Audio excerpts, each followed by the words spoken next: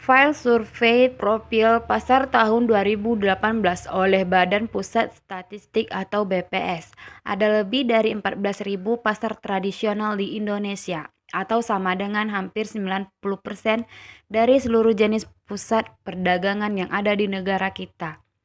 Pasar tradisional termasuk tempat yang rentan terjadinya penularan virus corona atau COVID-19.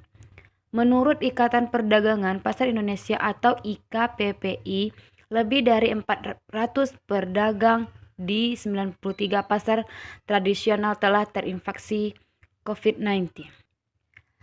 Ada beberapa contoh pasar yang menerapkan protokol kesehatan yang baik.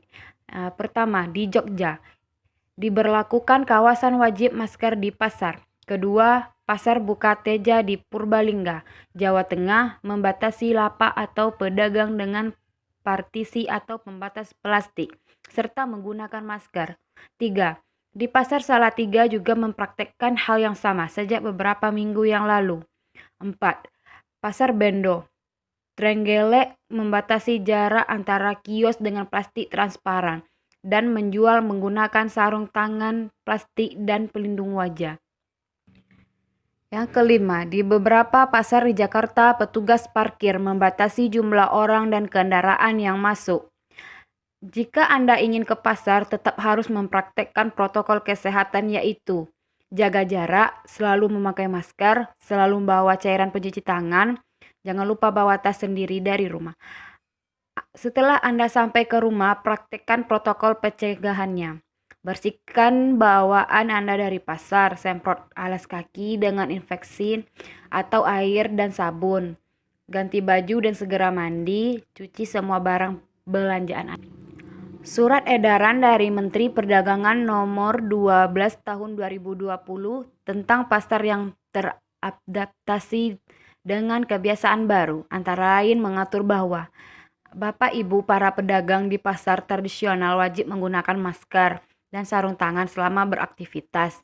Bapak atau Ibu pedagang hanya boleh berjualan jika memiliki suhu tubuh 37,3 Celcius. Ini adalah panduan Badan Dunia atau WHO.